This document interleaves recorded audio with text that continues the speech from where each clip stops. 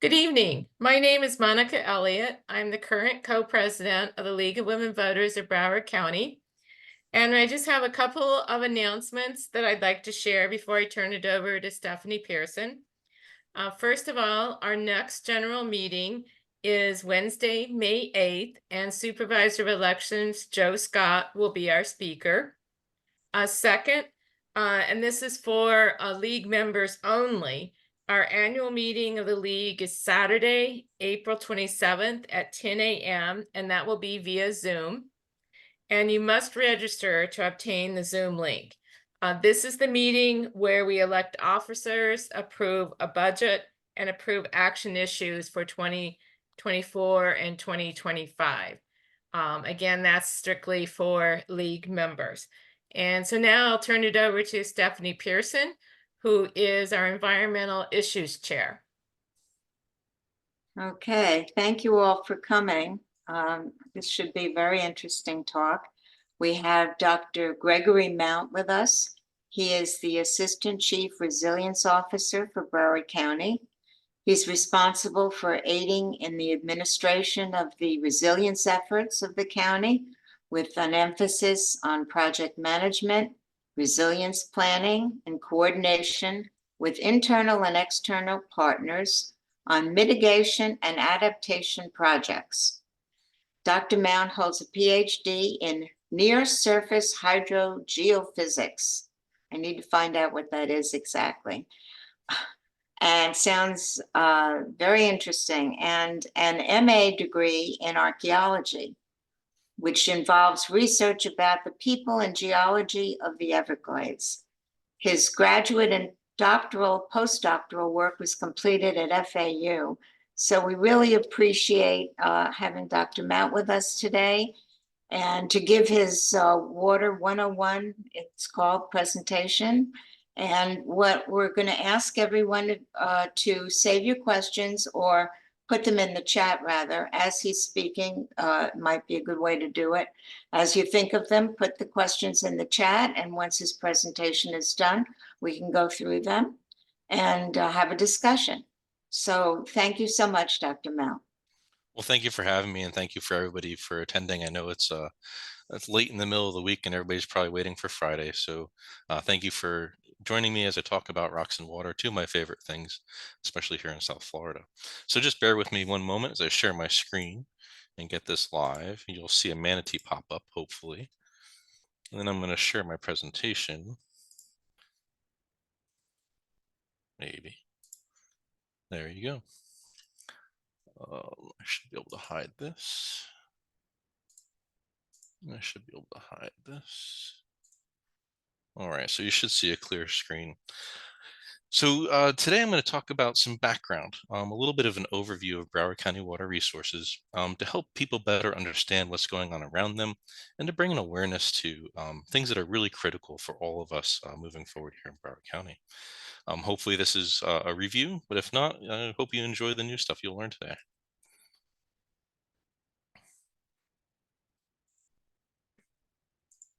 Okay, there we go. So today, like I said, I'm going to give some background knowledge on the water resources here in Broward County. Like I said before, my schooling and research background for the past 20 or so years has been focused on the relationship of people and water. So I have a job in the right place. I started out as an archaeologist working in South Florida and Lake Okeechobee, investigating how the Native Americans used the Everglades to conduct long-distance trade all across the state and even up into the Appalachians. In Lake O, I learned all about the early drainage efforts in the late 1800s, early 1900s, and even found a dredge with Palm Beach County. After archaeology, I got a bit more sciencey, and I started to look at how water moves through the environment. I used, like Ms. Pearson said, geophysics to probe the ground. And then I looked at Everglades National Park, our WCAs, some caves in Miami, and other areas where water flowed easily through the Miami limestone, and other areas that it didn't. I took some time off from Florida to teach in Pennsylvania and developed a university research program that used geophysical techniques to investigate the movement of water through soils, mostly in hills and agricultural fields, looking at how people and crops interacted, just at the edge of where the glaciers once stood during the last ice age. Now I find myself back in Florida, again, working with people in the environment, working with people in water, and involved in how people are moving forward to become more resilient and find better ways for planning for changes in water, be that rain, sea levels, and other impacts of climate change, and hopefully share some knowledge along the way. So a brief little bit about Florida's geologic history. Let's start from the beginning. We all know Florida's a unique place, and while we're undergoing changes from the effects of sea level rise, you know how Florida has changed in the past. This is quite a dynamic place. The red line that you see on the figure shows the coast around 20,000 years ago, when most of the continent was covered in ice, as glaciers melted and sea levels rose. The current shoreline that we know of today formed about 5,000 years ago, and over that 15,000 years or so between those 2 points, climate became warmer, wetter, trees became more numerous, the Everglades started to form, and the current shape and environment of Florida became more like we know it today. So if we go a little bit further back, draw some research from Florida Atlantic. I'm going to play this video. So this is a reconstruction of Florida based on the rocks below our feet and the fossils found within them by Doctors Patrick and Roberts from FAU. Probably about 15 years ago, they produced this. It provides a time lapse of what Florida looked like through that time. And you can start to see Florida start to form into what we recognize it as over this course of time. These changes in the varying sea levels and different things that are going on created the layers of rock below our feet, the ridges and areas of low elevation, and the shape of our environment is based on the rocks that are directly under us. So we're interested in a few bits and pieces of these rocks. We call them geologic formations, and this is all geared towards a water resources perspective. We're very interested in the Miami limestone. You've probably heard that before. This is the rock that is directly under our feet in Broward County. In most places, it's covered with some sand or some peat or some muck, but we do have some outcrops, mostly south down in Miami. This limestone is eroded and dissolved. In some places, we have caves large enough where you can fit your pet or you into, perhaps. The rock itself resembles a Swiss cheese with numerous holes. And in these holes or pores, we can store water and we can move water very quickly. And that becomes a challenge. So why do we care? Well, this is the source of our water for millions of South Florida residents. So it is the potable water source for Monroe, Miami-Dade, Broward, and parts of Palm Beach County. It's relatively shallow with the deepest parts about 180 feet near the eastern coast of us, and then extending westward to Collier and Monroe, it gets really thin and it crops out at the surface. The uppermost portion of this aquifer is the important part, Miami limestone. Like I said, it has pores that can hold and store water and move it very rapidly. So whenever we spill something onto the surface, it gets into our drinking water supply rather quickly. While this capacity can store and provide those large quantity of waters, we have to be careful that our withdrawals don't encourage saltwater intrusion and that those contaminants don't get into our drinking water supply. Requires ample protection. There's many people that work tirelessly to keep this as clean and safe as possible. And, we're more or less completely reliant upon it. So a little background on the water around us and our regional water system. As Broward residents, most likely you have numerous bodies of water in your municipality, maybe even your backyard, and hopefully not in your front. Coast to Everglades, from sawgrass to seagrass, we're all connected by these canals and other bodies of water. Now, this is a beautiful thing, and it's also a challenge. With our changing climate, it'll continue to bring many challenges our way. Managing those waters and adapting our landscape and infrastructure has never been more critical. We're at an inflection point here. We need to zoom out, take a larger scale look at the challenges we face and how our residents are dealing with that and what their impacts are, and then use the best available science to achieve some long-lasting solutions today and continue to plan for the future, because things are invariably going to continue to change. As many of you know, the Broward County Canal System consists of over 1,800 miles of primary, secondary, and tertiary canals and numerous surface water features. I can't even begin to count the lakes and little ponds, but I'm sure we could. They kind of fade into the background. You drive by these daily. You drive by the structures every day, and you may see them, you may not see them, but they're there. Over time, they get lost in the background, but these are key pieces of infrastructure that we all rely upon. We need these to control water in Broward County and to continue the existence that we have here. So these hundreds of structures, spillways, culverts, pumps and weirs, the canals, and all those associated structures and equipment allow for the transportation and movement of that water, enabling the recharge of wetlands and well fields and recharge the aquifer to help with saltwater intrusion. These canals also provide area for storage of water during wet times. And you might have heard presentations about the Central and Southern Florida Flood Project or about its recent funding. The tricky part here is with our canals and these structures, they were designed a long time ago, over 70 years ago. So they don't really reflect what's currently happening in Broward County and the current uses that we use the land for. They were built at a different time and things have changed since then. The considerations being made for climate change and the future conditions we're doing now and we're expecting to have in the future, weren't even an idea back then. We weren't planning for them, so we can't fault the engineers for the way they built things. So beyond those primary canals controlled by the South Florida Water Management District, the system in Broward County is divided into and managed by a large group of providers and districts. There isn't one switch. There isn't one of anything. As you can see, there is numerous people involved. Between water supply, wastewater providers, and water control and drainage districts, there are over 60 entities, over at least 200 plus elected officials, and then numerous folks that work with each of those service providers. If we were to call this a simple system, we'd be lying. It's a very complex, very high level. Elected officials and operators across the county have shared water management objectives and often have to work across municipal jurisdictions to continue that success. So in just the first few slides, you've noticed how complex the water management decisions are in the county and why it's necessary to have a comprehensive plan in place that considers the bigger picture of water management in Broward County. We manage the system very closely. We have input and real-time data from many sources and many collaborative efforts across municipalities. We have a fine line between recharge and drainage in order to keep things dry, but as well as have access to clean water. So water movement decisions and operating levels are very complex and often in a very fine balance. When we consider seasonal changes, now we're just about to go into the wet season, our dry times can get really dry and the wet times, well, here it gets pretty wet. We're coming up on the anniversary of a monumental rainstorm. Our canals are key. We use them to maintain lower groundwater levels through drainage. The water conservation areas to the west provide a source of recharge for the sole source Biscayne aquifer and the Miami limestone. That helps us to maintain well fields and keep saltwater intrusion to a minimum. Again, the Biscayne aquifer directly below our feet, critical to everything that we do. And in this slide, it would be that blue area above the clay and rock layer that we see. So talked about the regional. I want to talk a little bit about the larger regional process here in the CNSF system. So CNSF stands for Central and Southern Florida Project. Like I said, this was an early project here in South Florida to drain the land.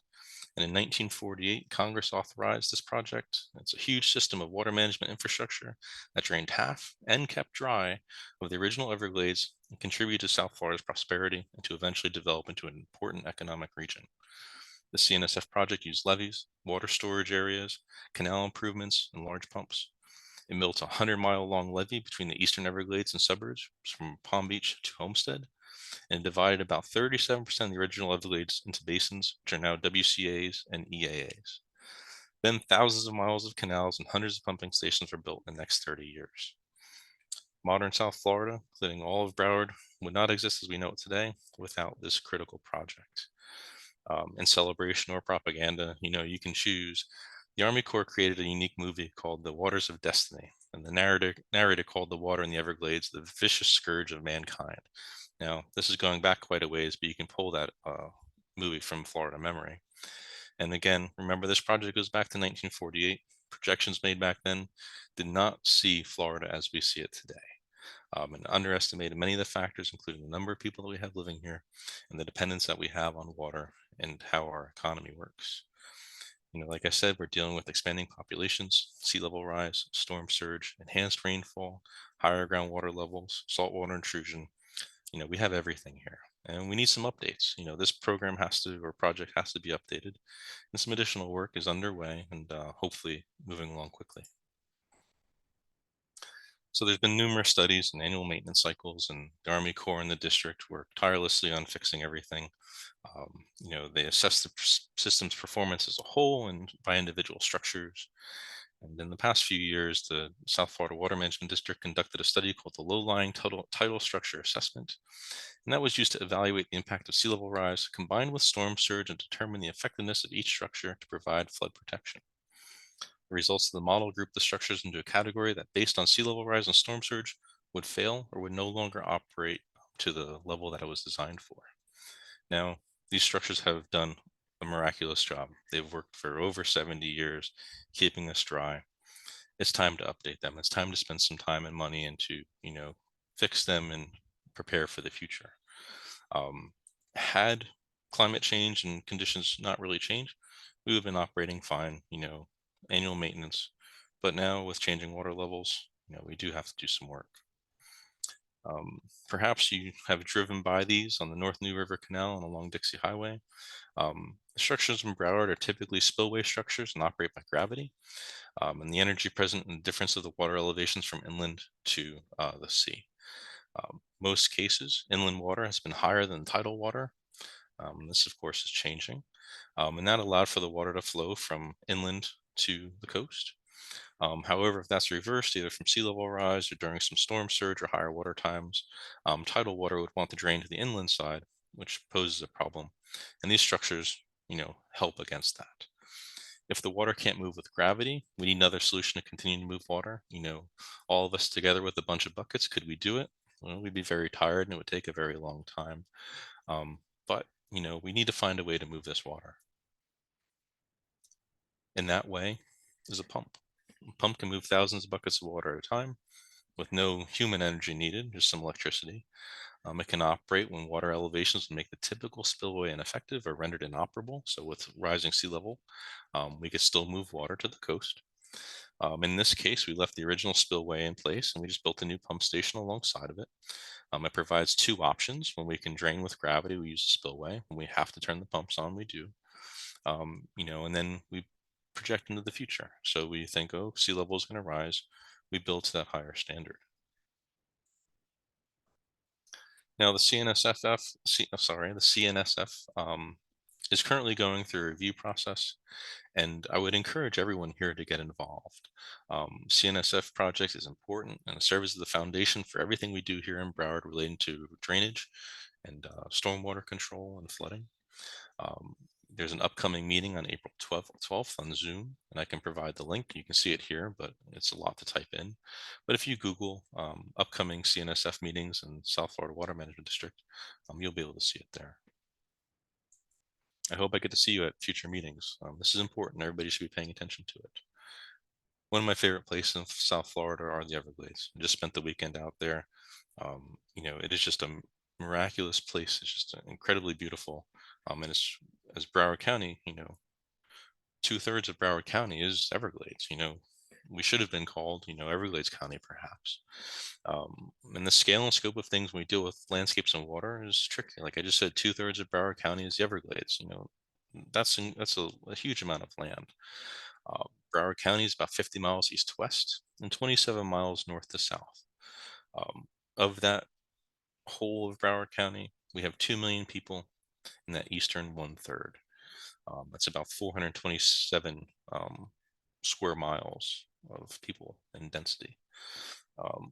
Over time, our county and Everglades has gone through significant changes, but the Everglades as a whole is what I'm going to focus on for the next little bit. You'll hear things like millions of gallons of water per day, or billions of gallons of water, or cubic feet of water per second. The scope and scale of things that we deal with in water management is just incredible. We deal with millions of gallons of water per day, and it's really hard to fathom that. So I'll make some adjustments further in my talk. So if I were to think of the Everglades as I know them today, where I just spent the weekend, to what they looked like originally, it'd really be hard for me to reconcile that.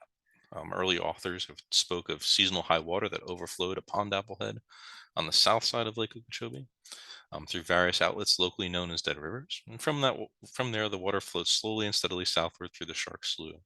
They spoke of waterfalls and freshwater springs in Biscayne Bay, which is incredible to think about.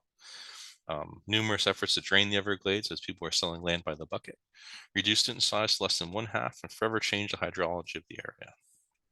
While this did make it more suitable for humans living in South Florida, we fundamentally changed the way the Everglades worked. And because of that, we've been dealing with unintended consequences. Now, unintended consequences happen. You would think that these are things that should be accounted for, but sometimes we just discover them after the fact. For example, 1930s, muck fires were attributed to the placement of the Herbert Hoover Dike and the lowering of water levels. And then there was actually oxygenation of bacteria in the peat and the muck soils around it that sped up the decomposition of that soil. This led to subsidence and the deflation of the soil that was out there, um, sinking foundations. Some of the homes appeared to be on stilts as the soil essentially melted away. In the 1970s, people started to see some of the negative effects of the Central and South Florida project. Extreme fluctuations in high and low water levels in Lake Okeechobee have a huge impact on the lake's environment and the animals and everything living in it. Fish and wildlife habitats are impacted by these water levels changing. Fluctuations between too much and too little freshwater discharge into the rivers, the Caloosahatchee and St. Lucie estuaries, result in detrimental salt and salinity conditions. You have these pulses of fresh water coming out, physically altering the fish and wildlife habitat. And then, Biscayne Bays and Lake Worth Lagoon have also been adversely impacted, all due to, this project. So trade-offs and unintended consequences happen. Another unintended consequence is climate change, of course. So the goal of the Comprehensive Everglades Restoration Program is restoration, preservation, and protection of the South Florida ecosystem, while still providing water-related needs of the region, a dry place for folks to live, and water supply, and again, flood protection. You may have heard getting the water right. It's the mantra of the Army Corps and the South Florida Water Management District. But as water is such a critical part of the ecosystem in us, it encompasses everything going on in Everglades restoration. Here, restoration means recovery and protection of the South Florida ecosystem so that it once again achieves and sustains the essential hydrological and biological characteristics that defined the undisturbed South Florida ecosystem. These defining characteristics include a large extent of interconnected wetlands, extremely low concentrations of nutrients in freshwater wetlands, sheet flow, healthy and productive estuaries, resilient plant communities, and abundance of native wetland animals. By restoring historic conditions where we can, such as the quantities, quality, and timing and distribution of water in the natural system, and considering the role of the built environment and the needs of water supply and protection from flooding, the plan has moved many projects forward. It's really been a huge, huge effort, and a lot of it is now complete. So, when we deal with engineering, we deal with construction, we deal a lot with estimates.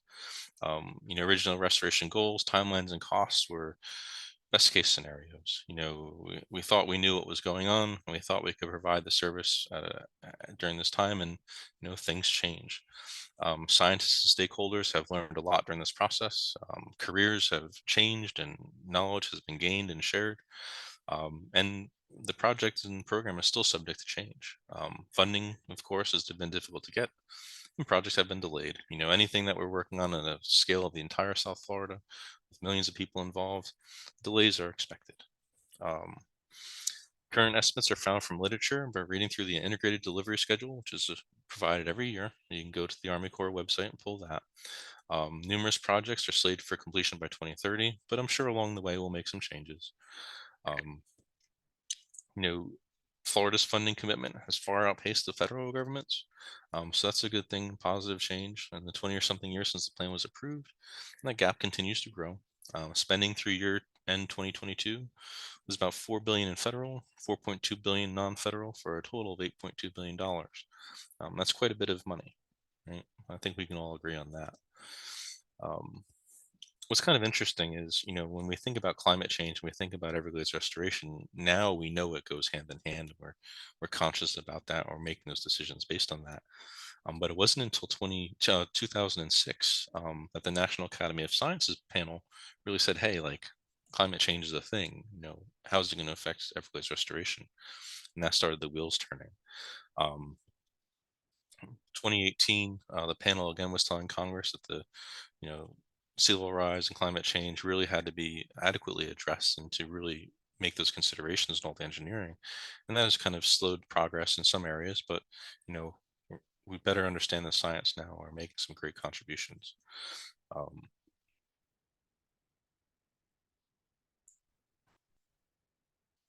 Now, some things that we have that we see in our backyards, perhaps some folks were at the C-51 ribbon cutting just a few weeks ago. Um, Part of that and SERP, addresses the goals of restoration through a series of components working in a system. Everything here is interconnected, like I said before, with the canals and the lakes and the ponds and all these structures. It all plays a role. It's all part of the system. Here, with this system, storage is created by conventional surface water storage reservoirs and impoundments. Stormwater treatment areas provide a space for agricultural and urban runoff to be treated before entering those natural wetland areas to provide that extra water quality and cleaning that thing up. Canals are backfilled to restore the natural flow of waters and reestablish sheet flow.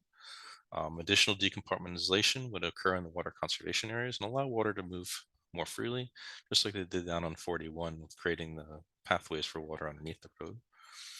Flow equalization basins are used to capture and temporarily store peak stormwater flows. Like I said, when we want to get the water right, we want to have water during the dry times and not so much water during the wet times. So storing and moving becomes critical. We can slowly release that water and maintain a constant supply of water to the benefit of everybody down here. Um, you know, Treatment wetlands, trying to take some of the nutrients out of the water before it gets exposed into the environment is also a key step here. Now, I know Broward County Water Preserve Area projects have been spoken about since before I was studying water in South Florida and working in this environment. Um, you know, I had a conversation the other day and people were talking about this project 20 years in the making. There's three components here: the C11, the C9 impoundments, and the seepage management area. Together, they form a regional project that serves Broward County as a whole. It manages seepage loss, captures stormwater, retains water normally lost to tide, conveys water for other purposes, including deliveries from the C-51. The two impoundments will create over 10,800 acre feet of storage for stormwater runoff in western Broward County, some of the areas where we need it the most. And then the mitigation area was completed. The mitigation area A berm, I should say, was completed in November 2019. So we've seen some progress, and the work and delivery and planning for these areas continues. We expect the C11 impoundment to be complete in the next few years. I'm just not going to commit to a time, but the Army Corps was saying, next 3 to 5 years, perhaps we'll see some good movement there. And then these projects as a whole will contribute to the environmental restoration of South Florida by diverting that stormwater from the C11 basin that's currently sent to water conservation areas untreated through the S9 pump station, which happens to be the largest contributor to Everglades pollution from urban runoff, into the above ground reservoirs, and will reduce the contaminants and the pollutants that are in there, and mostly the phosphorus. And then that water will be released to maintain C11 canal levels as it's cleaned. And then it also supports the restoration of the hydro pattern by keeping Everglades water in the natural system and not letting it escape and go east. The combined hydraulic and reduced phosphorus benefit will reduce the expansion of cattail and hopefully reduce the increase in nutrient-rich soils. This provides benefit to the plants, prey fish, wading birds, and other ridge and slough related species. So this is a huge project for Broward County. We're very excited to see this move forward, and I've received wonderful reports from the district and the Army Corps about the C11 over the past few months. I'm going back probably to last year, and hopefully we see that move forward even faster. So some planning and conservation. So I've spoken about the complexity of the system, all these different people involved, all these different structures, all these different waterways, all these different canals, and coordination is key. Coordination between all the groups is really important. A comprehensive water supply plan promotes coordination and balance between those future land uses, water demands, and supply planning for the region. And we have to be conscious and smart about how we plan. So the planning should be based on the best available science and data sources, with the goal of looking to the future to anticipate demands and to see how Florida might change. We just talked about the sole source Biscayne Aquifer, and it definitely needs to be managed effectively for the benefit of all Florida residents, with all potential future considerations, projections, thoughts about climate change, population shifts. All those things have to be brought into that into that into that talk. So Broward County has the IWRP, or the Integrated Water Resources Plan. This was conceptualized in the late 90s, and it was last updated in 2019. We're about to kick off the next update. In 2019, there was this focus on resilience, and the last update serves as the framework with how water resources are managed resiliently at the county level. And it has four primary components that function together. We have a series of urban water resource management strategies that provides alternatives towards meeting our future water needs, moving from low cost, low hanging fruit conservation measures to higher cost water treatment alternatives. We have a robust water resource assessment program that ensures that studies, programs, and projects are driven by good, best available science using the latest water resources models. We have a regional governance and coordination part that's provided through the policy forums, planning activities such as the Broward Water Advisory Board, its Technical Advisory Committee. And then the last component is public outreach. I'm doing what I'm doing today and telling people about this plan, telling everybody about the water resources here in Broward County. It's critical to keep everyone involved, keep you in the know about what's going on, keep stakeholders engaged, aware of what's going on in the water management community, and some activities and challenges, where we need help and where we're doing really well. We want all of our stakeholders to participate in solutions and, make this a better place for all our residents. The Resilient Environment Department strives to provide programs, outreach, and guidance on effective and efficient management and future planning for all water resources. Our staff is using developing tools and technology to bring us closer to a fully integrated system.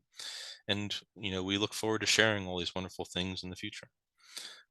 County provides resources to advance the plan, including money from the capital budget in the form of IWRP grants to help meet those goals set forth in the latest iteration. And we fund numerous municipality and water control district projects every other year. So how can we show that this is working? Well, we can track our progress through withdrawals from the Biscayne Aquifer.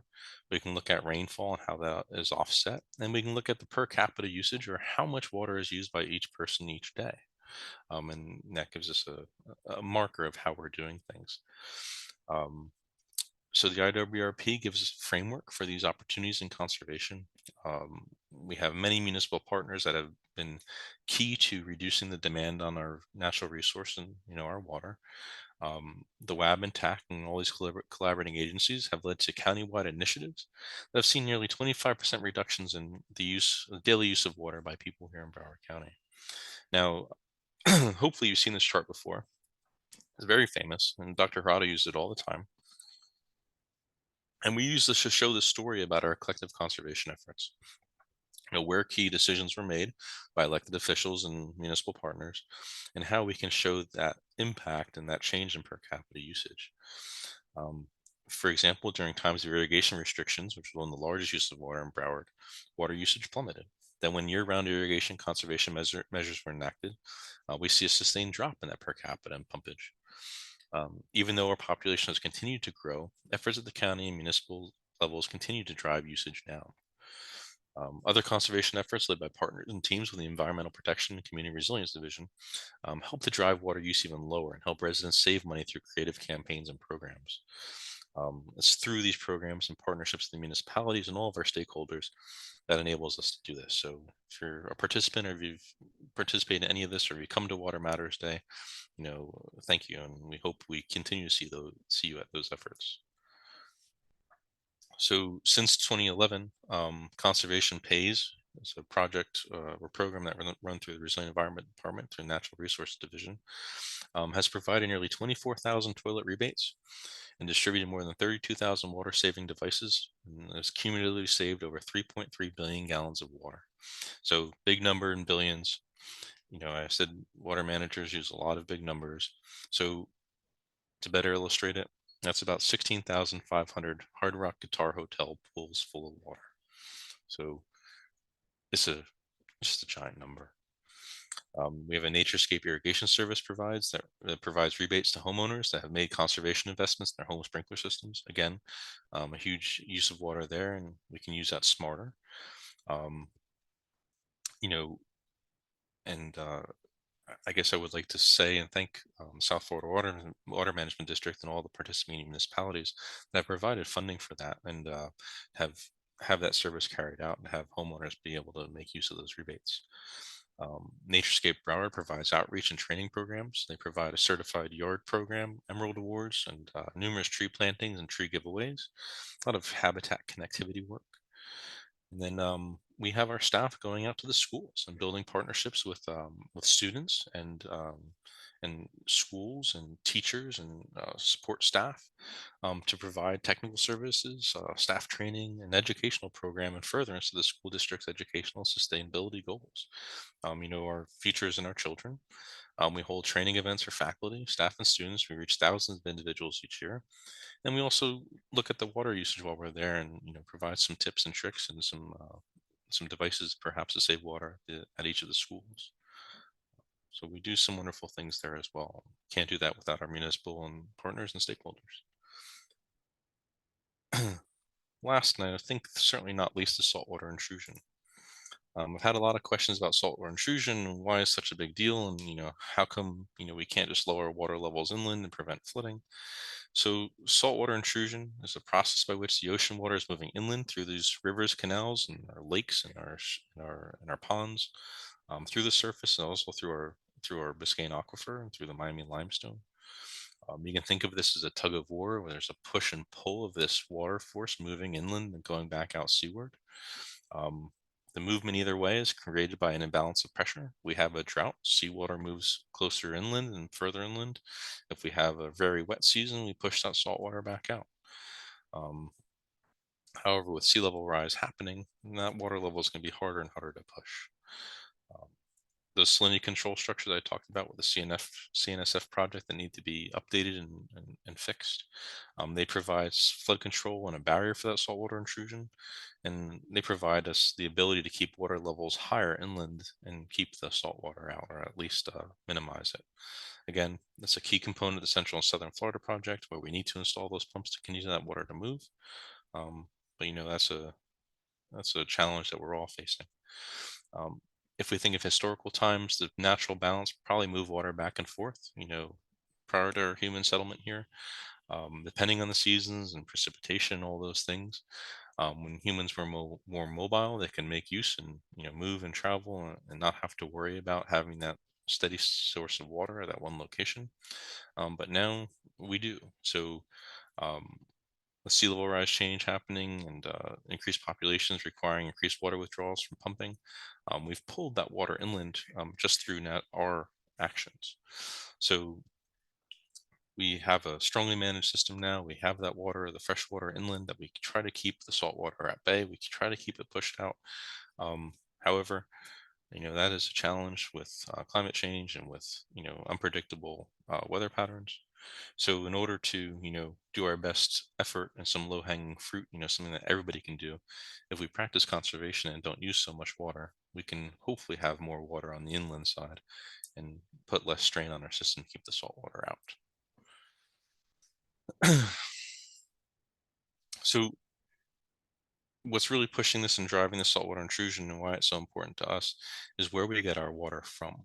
So um, as we withdraw more water, we can actually suck that salt water in. We call it lateral or vertical intrusion into those pumps. So the more water that we need from the subsurface or from the Biscayne aquifer, the more people that we have that are using that water, the more we pull that salt water in itself. The volume of water near the coast being removed plays that direct role, and we expect to see water moving inland to these areas where large volumes of water are removed, just as a bit of physics.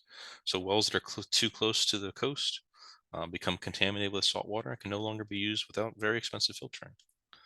So we track that line, of course, because this is very important to all of us.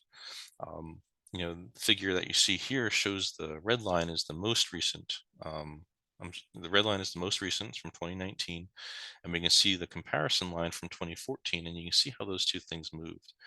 In some areas, they remain attached or at the same general location, but in others, you can see that the red line has moved drastically further inland, and that's what we're particularly concerned about.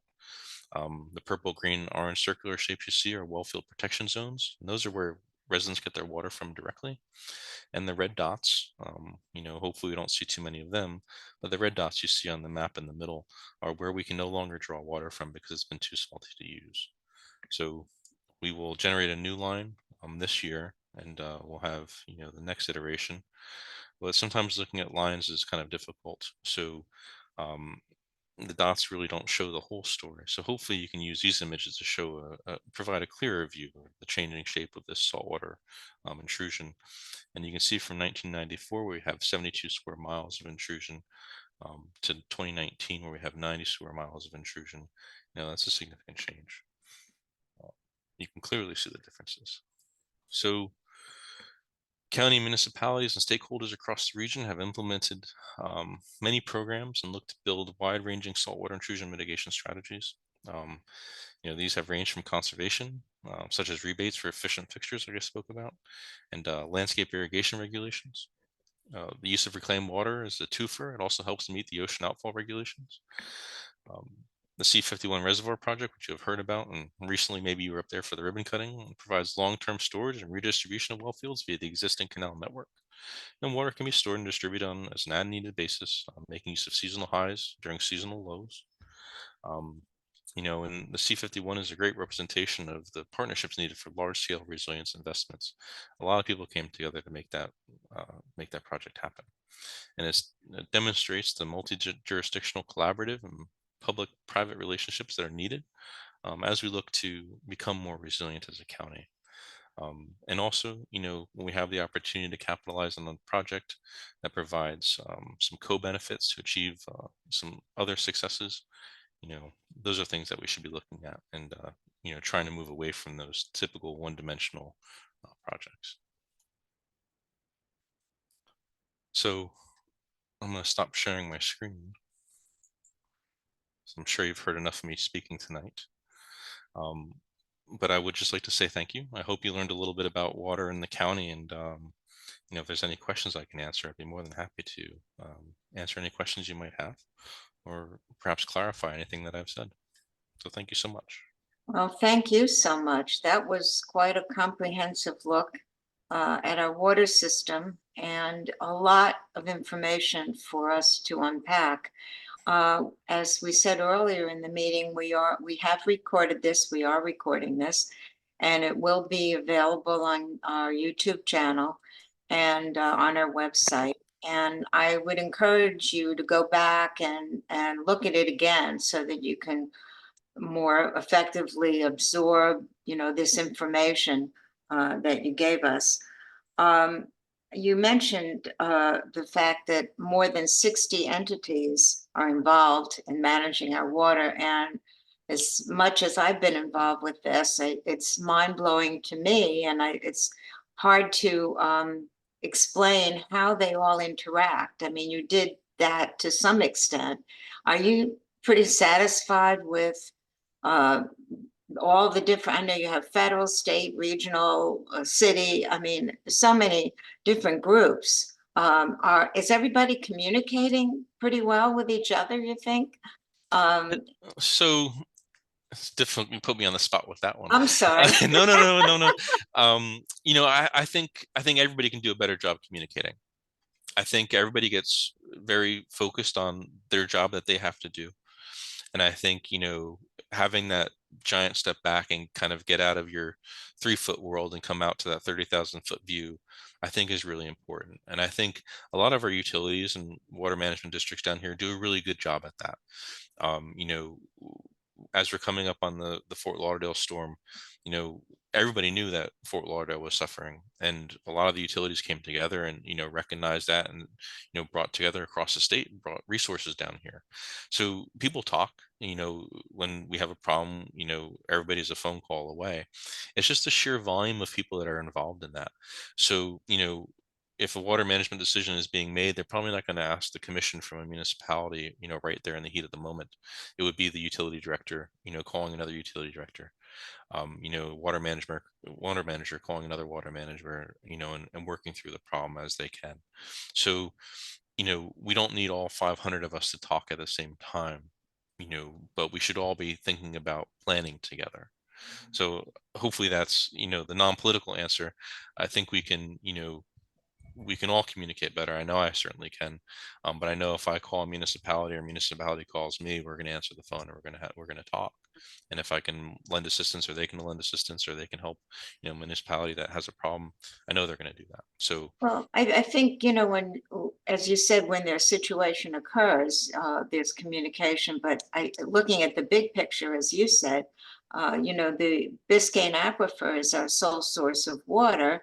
And you look around, you see all the development, you see all the population growing. I mean, we used to have in the state of Florida concurrence where development had to explain where the water, if the water was available before they could develop, and that doesn't exist anymore, I don't think. But so I think the fact that we all, what can we do? So one thing you said we could do is really get the message out that we need to conserve water, to prevent saltwater intrusion, and also to preserve the water that we have, which is the Biscayne Aquifer. But absolutely. the project, I'm going to get to everybody else's question. The reservoirs south of the lake, I guess now the Broward County has signed on as an alternative water supply, so that they're going to be capturing more of the overflow rate of the water from the lake, and some of it will be sent south and some of it will get absorbed into the aquifer. Is that right? Yeah. So it should serve as a point of recharge, and then slow the water through the system, release it when necessary, but also slow the water down so we can treat it. Right. So a lot of the water coming out of the lake, if we have to dump water really quickly, it doesn't have the benefit of doing that. So having those stormwater treatment areas, can benefit from that. And just to go back, I know with the coordination and communication. So Broward County has had a surface water, I don't want to call it a task force, but it's a coordination committee. And for years and years, the water managers would get together and talk, and have presentations and talk to each other and network and communicate. And we realized that you know that should be more frequent. So we have stood the committee back up, and they have quarterly meetings, and to kind of break that ice and get people talking, communicating again, especially in light of what happened in April. So we are communicating. um the Biscayne Bay, the Biscayne Aquifer being sole source, and having to, with municipalities signing on to use water from the C-51 for the consumptive use permits and all that kind of fun stuff. We do source some water, we call the Biscayne a sole source, but we do pull water from other parts of the subsurface. And there's some Floridan water being used in places, but it's expensive. So when we use other water sources, we have different treatment methods that we have to use. The Biscayne provides the cheapest water source, so conserving it, is something that anybody can do. And if you were to give me $10 billion, I would gladly spend $10 billion, to do, to carry projects out. But something that we can all do, like you said, is just conserve water and make sure that we don't tax that resource any more than we have to, so we don't Right. have to rely on those more expensive sources. Right. So conservation is a key thing, and it can be so simple as changing your water faucet in your shower, or making sure that your appliances don't drip or your sink isn't leaking, or just changing, saying like, hey, I don't need to water my lawn every 5 days a week, 6 days a week. I can follow the prescribed water regulations for that too. So, yeah. I just want to get to everybody's questions here. Certainly. So the Floridan aquifer, I know, is another one that's deeper, right? And I think it's mostly further up the state, but Monica asked if she said the new Davy water plant that might have tapped into the Florida instead of the Biscayne. Are you familiar with that? I'm not certain about the Davie Water Plant, but I do know that municipalities in Broward and Miami and Palm Beach County are making use of some of the Florida aquifer water at a less percentage than Biscayne due to those increased costs for treatment. And that's deeper down, right? It is. Okay, And oftentimes it has a little bit of salt in it. right. Okay. What is the likelihood of the L8 filling with cattails and choking the Lake Okeechobee? Yes. Well, I hope not. That would be a bad thing. But No, moving, that wasn't like Okeechobee.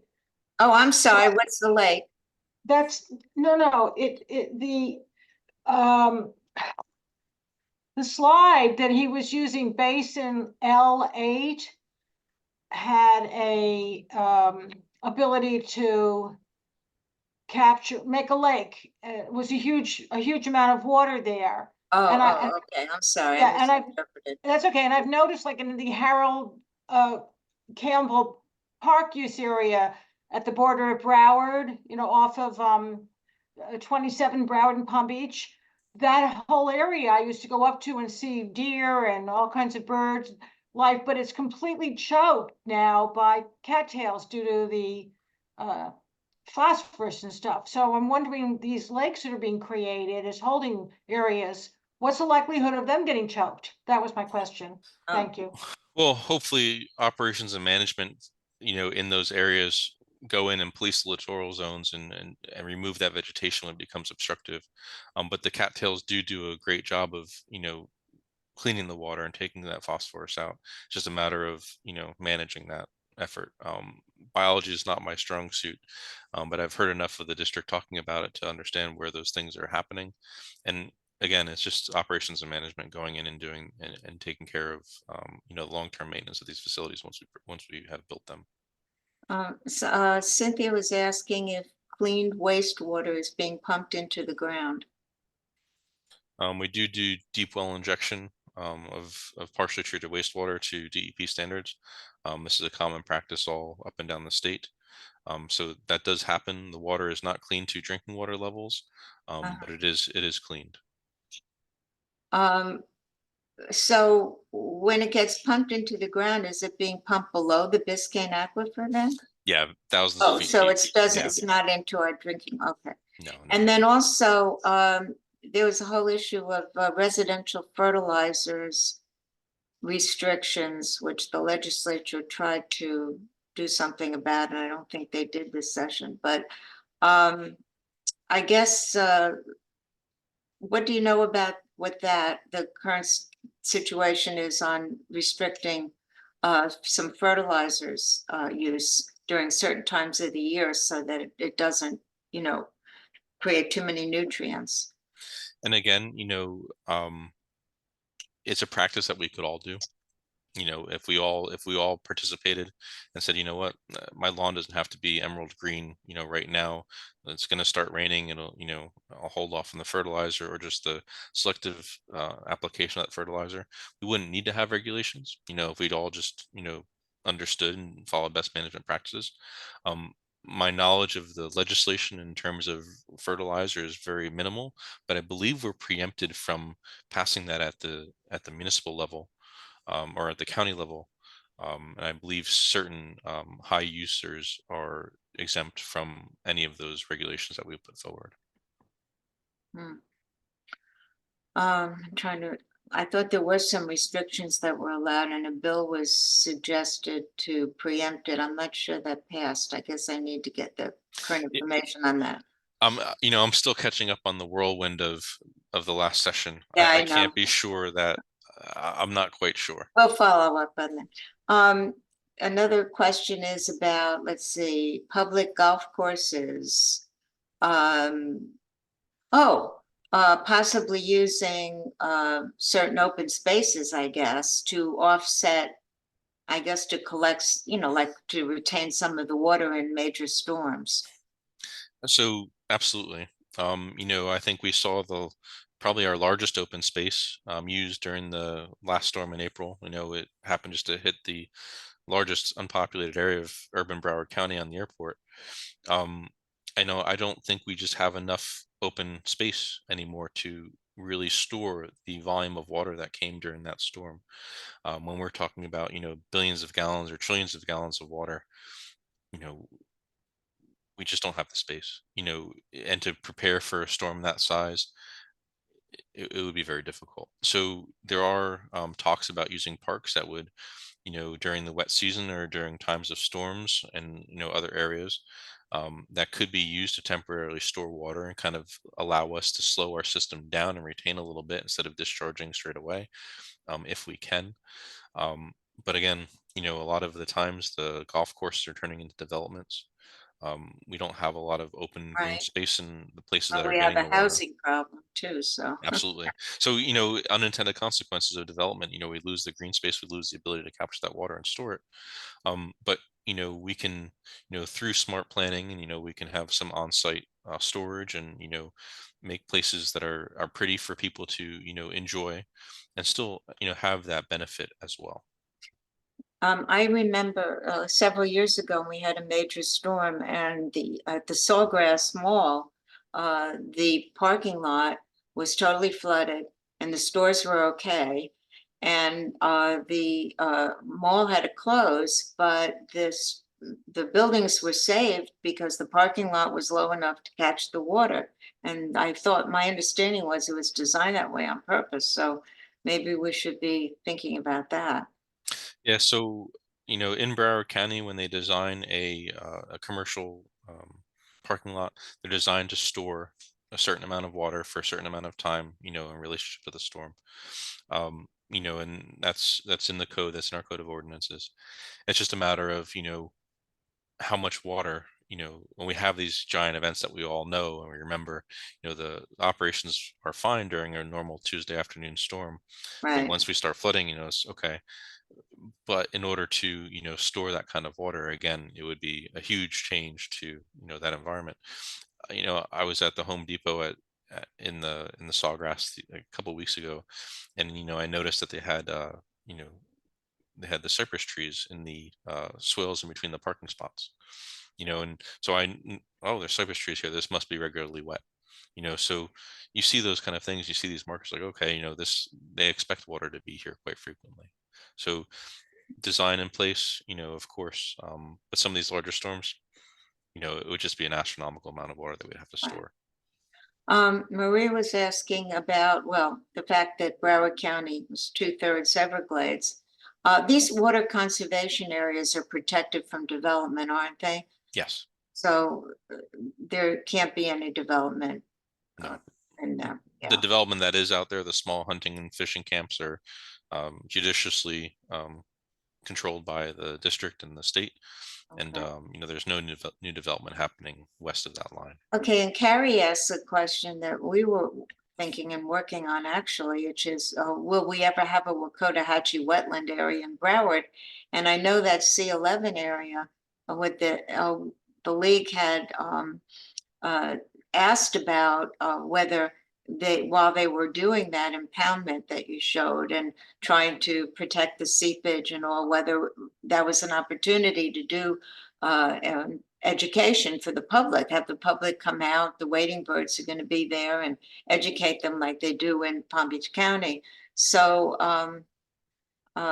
we were told that, that project is ongoing and that maybe a year from now, we might have an opportunity to actually have input and try to encourage them to develop an education program there. So if anybody on the call is interested in working on that, let me know because we plan on keeping in touch and seeing if they will do something like that. So Wakota and Green Cay they're just two magnificent examples of what can be done, given um, given a lot of money, and a strong look towards the environment. I know that they just had a phase 2 for Green Cay. They just had the groundbreaking just a Oh, handful of weeks ago. So Green Cay is going to almost double in size. The land was donated by a farming family from there, and then the Palm Beach County has created and designed and are currently building a wastewater treatment plant that will produce, crystal clear, essentially treated to drinking water standards to put into the Green K second phase. It's just an amazing. I bring the Broward Leaders Water Academy up there every time we run it, and speak with the people from Palm Beach County, just because it is such a great example. And that's well above my pay grade of what I would turn things into. But it's a magnificent system that they have up there. Okay, I think I have some hands up. I don't know who was first. I'm sorry. John Ziegler, did you want to ask a question? You have to unmute yourself, though. You're muted. You're on mute. We can't hear you.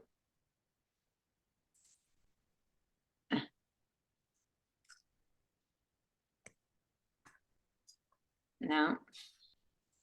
Oh, I see your question in the chat. Yeah, go Okay. ahead. Yeah. Stephanie Yes. was first. You might want to have her go first because she was ahead of me. Oh, Stephanie. Oh, Stephanie in the red T-shirt. She okay. was- Stephanie in the red t-shirt. What Hi, would you like to ask? I have two specific questions.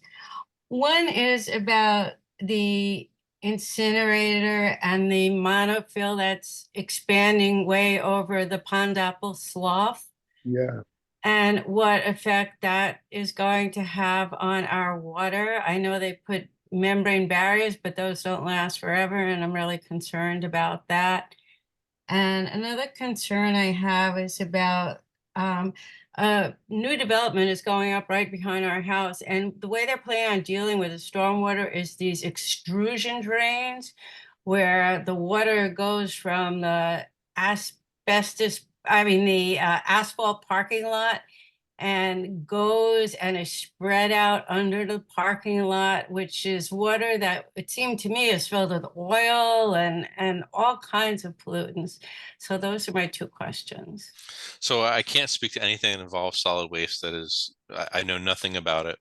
When I throw my garbage in the garbage bag, I don't know where it goes. No, I'm not talking about the solid waste. I'm talking about the water that apparently the state and the county don't have to measure leachate anymore from that. So who's looking at that water and who's telling us what's going into that water, considering that the monofill's being like tripled in size? So that I don't know. The people that handle the water quality testing are from another division within my department, and if I can connect you to them, if that's part of they would be the ones that could speak to the water quality monitoring there. That would be awesome if you get that information to Stephanie and she could get it to me. Absolutely. And the other one is about these extrusion drains. It seems to me that they're being put in everywhere to deal with excess development. They're building a 400 space parking lot right behind our house. And they're building these extrusion drains to deal with it. I don't know enough about the engineering with how they designed it, but they have to consider the retention of that water and the cleaning by, natural processes under the ground before it can be released. So I know there's some water quality measures that are in effect and that are engineered for that. But without further knowledge, I couldn't speak to how that would be. Okay, let's get to a couple of other But questions. it's happening all over Broward County. Somebody.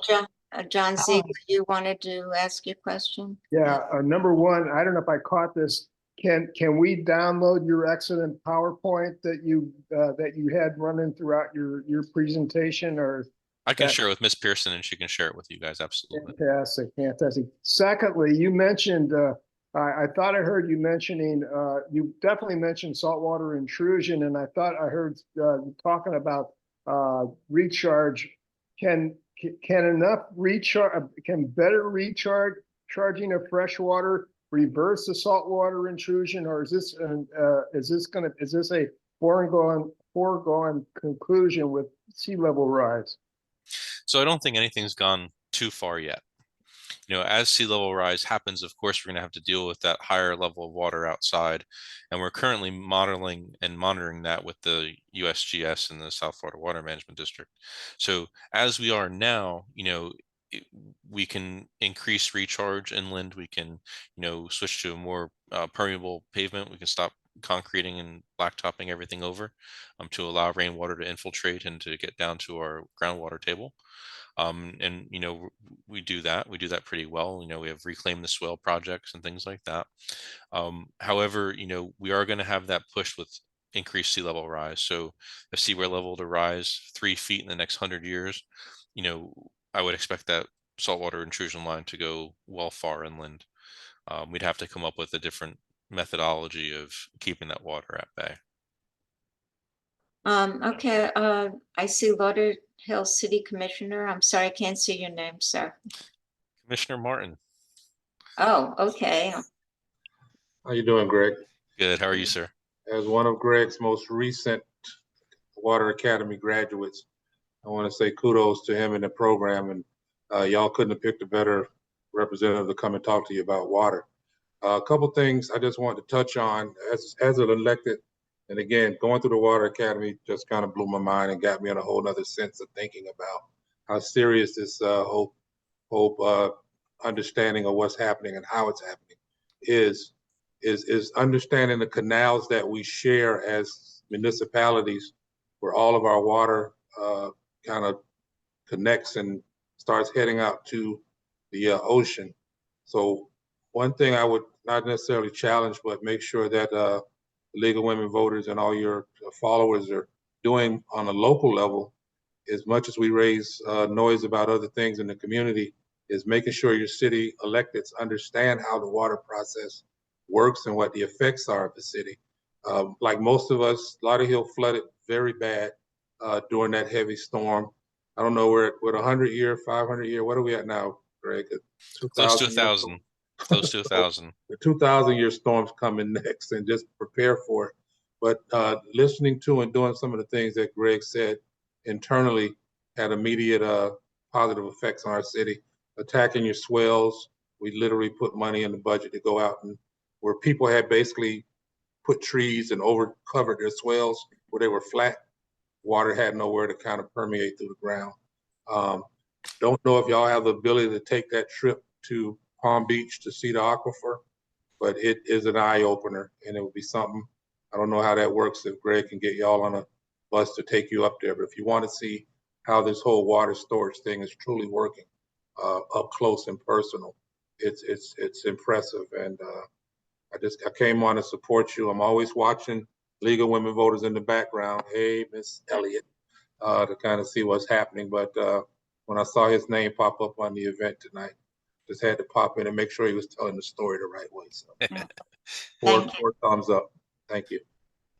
Yeah, the league is interested in advocacy.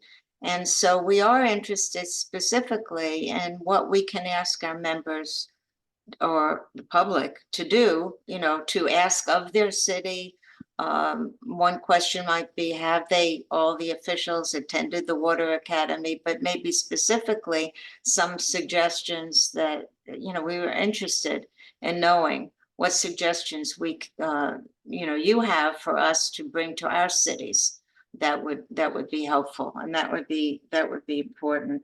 I think we're getting near the end here, but there were a few things I wanted to ask. I think some people don't understand how sea level rise affects Western communities, Western Broward communities. If you could just explain briefly. They say, well, that's a problem on the coast. I live out in the Western Broward, but how does that work? So, like Commissioner Martin was talking about, we did the Broward Leaders Water Academy, and I dragged everybody down, not forcefully, to South Broward Drainage District. It is one of our inland drainage districts, and they do a marvelous job of keeping the southwest corner of our county dry. Their program is exemplary. If I could have all the water management districts and everybody go down there for a tour and see what things could be like, it would be that. They're at the edge of the Everglades. However, when they discharge into the C8 and C9 canals, they're facing higher water levels. So the tidal system with the higher tides, they can't discharge water. So they have to hold on to it until the tides are favorable for them to release.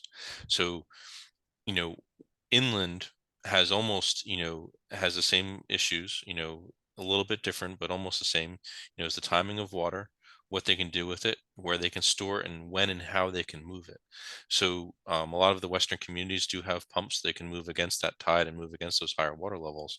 But they have a lot further for that water to travel before they can drain it. So, in areas where they don't have direct tide access that they can dump water, it's a significant challenge. So other areas to the west that are at higher elevations, don't have as many challenges or hurdles to get over, but you know, um, local water issues do still occur. Um, you know, People that fill in their swales and water can no longer drain off the roads and have somewhere to go is an issue. Even if you're at a higher elevation, the water still takes some time to move around. So even though you're inland, even though you're higher, you can still have some localized flooding and issues that are just simple maintenance things that everybody can do. Unclogging the water drain at the corner of your street, perhaps. So there's challenges inland with sea level rise and being able to move water, primarily. um, but a lot of it is just being able to use what we have to move that water, I should say. Yeah, I think we all should also ask our cities about their water use for irrigation, like in the parks and stuff like that, because I know the county has some programs to help cities reduce water use. So I think we should be wrapping this up. I really appreciate all of you coming, and I appreciate Dr. Mount that gave us this wonderful presentation. We will be posting it on our YouTube channel, so you have an opportunity. And I'm hoping that we can share your PowerPoint with Certainly. our attendees. And if any of you have any other questions, just email me, and we'll try to take care of it. So, any other announcements, Monica? No? You got your hand up? You're muted. I was clapping. That was a clap. Oh, okay. All right. It was a wonderful presentation. Okay. Thank you again so much for your time. For all of- No, thank you for having me, and thank you for listening. We can all do little things that can make a big difference, and I'm not just saying that. We can all make a difference with water. So thank you so much for listening to me. And if you have any questions, please feel free to get in touch with me. Okay. Love to Well, hear from you. thank you so much. Thank Okay. you. Bye now.